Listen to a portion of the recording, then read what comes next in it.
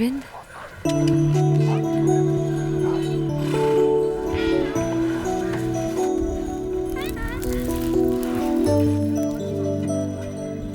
मेरा पीछा नहीं छोड़ोगी? नहीं छोड़ सकती। सुनिए, ये बहुत उदास है। जब से आपके घर से आया इसे किसी चीज की होश ही नहीं है। 1 घंटे के लिए मेरे साथ चल सकते हो? हाँ, ऐसे ही प्यार में फंसाकर छोड़ दिया बेचारे को। हमारे अरविंद में क्या कमी है? बस अब चुप हो जाओ। प्लीज सिर्फ 1 घंटे के लिए चलो मेरे साथ। ए अरविंद, तुझे जाना चाहिए। आप गाड़ी के पास जाइए, मैं इसे भेजता हूँ।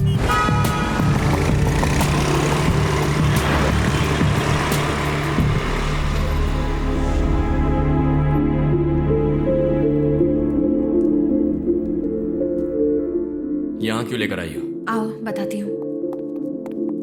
यहाँ रखी हुई हर चीज के पीछे एक कहानी है।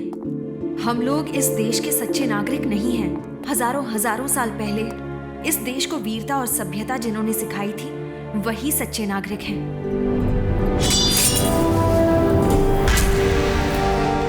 ये म्यूजियम नहीं है अरविंद, इस देश के सच्चे नागरिकों की समाधि है। अगर मैं कहूँ कि आज की मॉडर्न साइंस की विद्या से वो लोग 500 साल आगे थे तो तुम विश्वास करोगे?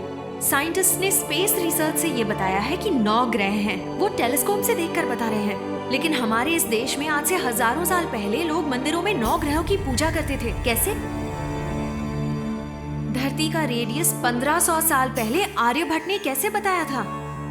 आज अगर बोलते हैं बारिश होगी तो धूप निकलती है, अगर कहते हैं धूप निकलेगी तो बारिश होती है। यही है मॉडर्न साइंस। लेकिन 20 साल बाद आने वाले अमावस्या और पूर्णिमा के बारे में हम घर बैठे बैठे आज ही बता देते हैं। वो कैसे? ये है हमारा साइंस। इस किताब को देखो।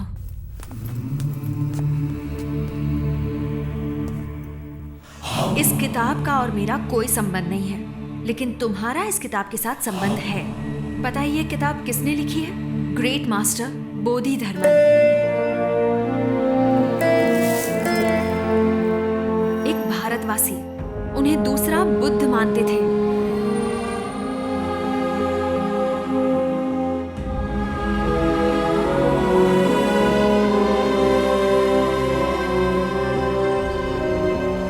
इस किताब में क्या है ये जानने से पहले तुम्हें कुछ और दिखाना है।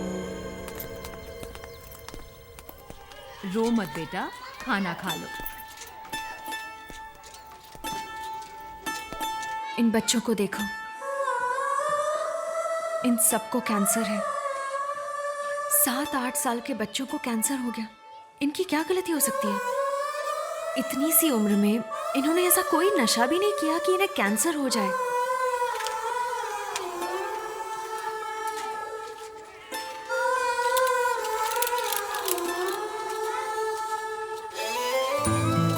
ये बच्चे मेंटली चैलेंज्ड हैं।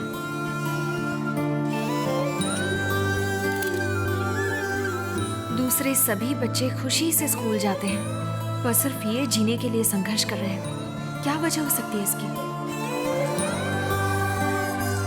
जेनेटिक डिसऑर्डर, जो जन्म से ही होता है। एक इंसान का डीएनए ही उसकी बीमारी या उसकी काबिलियत दोनों तय करता है। हमारे शरीर के हर एक सेल में वो डीएनए होता है। अगर सिंपल शब्दों में कहूँ तो मुझे मेरे पूर्वजों से उनकी बीमारी या काबिलियत भी मिल सकती है, जैसे हार्ट अटैक, घुटनों का दर्द, डायबिटीज। इन बच्चों को हुई ये खतरनाक बीमारी, इन सब का कारण खानदानी डीएनए हो सकता है। ऐसी बीमारी जो खानदानी है, इसका इलाज हम डीएनए से ठीक कर सकते हैं। यही मेरी रिसर्च है। अरे हाँ, एक और खास बात, इस रिसर्च से गुणों और काबिलियत को भी आसानी से वापस लाया जा सकता है। एक चित्रकार और एक वीर पुरुष के वंशजों के डीएनए में वो काबिलियत अभी भी होगी। उस डीएनए को ट्रिगर करके हम उस काबिलियत को वापस ला सकते हैं। इसी के बारे में बोधि धर्मन ने 1600 साल पहले उस किताब में लिखा है। 1600 साल पहले लिखी किताब में डीएनए रिसर्च के बारे में लिखा है? पता है, इन सबको हमें भगवान नहीं मानकर एक साइंटिस्ट मानना चाहिए। अभी 2 साल पहले की बात है, एक रिसर्च ऑर्गेनाइजेशन ने बोधि धर्मन के कब्र की खुदाई की। ये देखो, कब्र से मिले बोधि धर्मन के स्केलेटन, बाल और दांतों से रिसर्चर्स को उनके डीएनए का सैंपल मिला। ये मैंने इंटरनेट पर देखा था।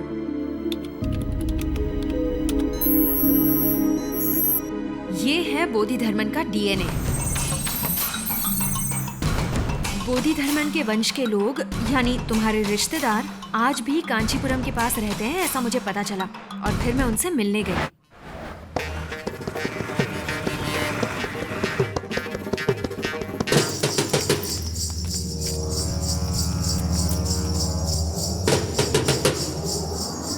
बोधि धर्मन का डीएनए पैटर्न तुम्हारे किसी रिश्तेदार से मैच करेगा, ये सोचकर मैंने उन सब का ब्लड टेस्ट किया।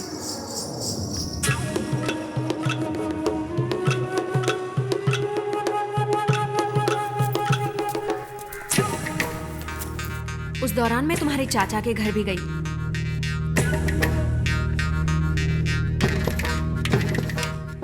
पर वहां कुछ देखकर मैं हैरान हो गई।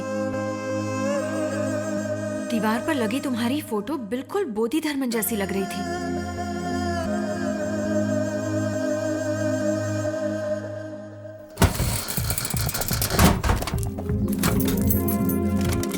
फिर तुम्हारे एक हेयर ब्रश से मुझे तुम्हारे कुछ बाल मिले।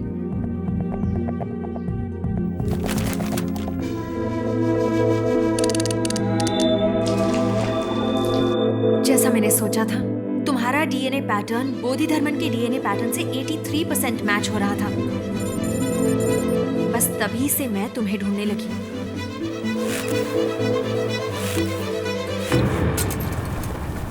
सर्कस में चोट लगने से जब तुम्हें हॉस्पिटल में भर्ती किया गया तो मेरी रिसर्च की सारी जरूरत की चीजें मैंने डॉक्टर से ले ली। बोधि धर्मन के गुण मुझे तुम्हारे डीएनए में मिले। इसे जेनेटिक मेमोरी कहते हैं। उस डीएनए को ट्रिगर करने से बोधि धर्मन की काबिलियत तुम्हारे अंदर आ जाएगी। यस, 1600 साल पहले जो बोधि धर्मन जिंदा थे, उनकी सारी काबिलियत को अब हम वापस ला सकते हैं। लेकिन उनकी काबिलियत आज कैसे इस्तेमाल होगी? बोधि धर्मन बहुत बड़े वैद्य थे। हमारे देश के लगभग हर जंगल में हजारों बीमारियों के इलाज के लिए जड़ी बूटियां हैं, लेकिन उनकी दी गई जानकारी समय समय पर नष्ट होती गई। बोधि धर्मन को हर एक पत्ते का गुण और जड़ की पहचान थी। इस जानकारी से पूरे विश्व का फायदा होगा, पर यह सब मुमकिन हो सकता है अगर तुम राजी हो जाओ। मुझे क्या करना होगा?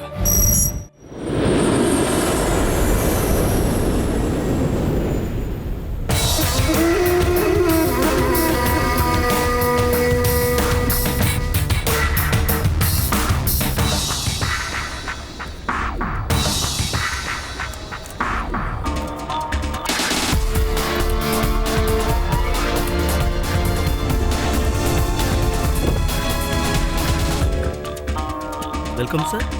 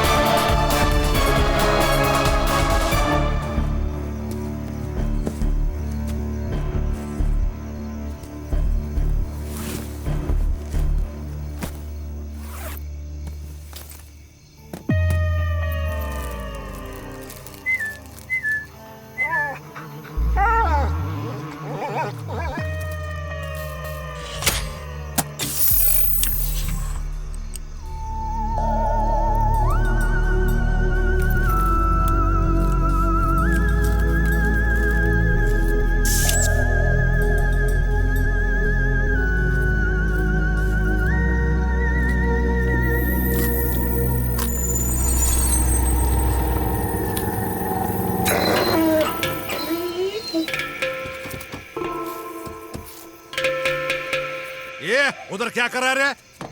ये तुमको ही पूछता मैं।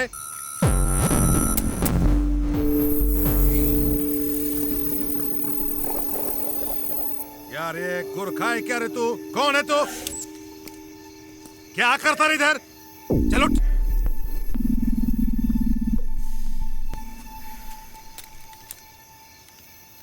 एक है रे बग। सुई, दवाई, ग्लव्स, पेटी। साहेब, फक्त हड्डी दिसते। कोण रे तू?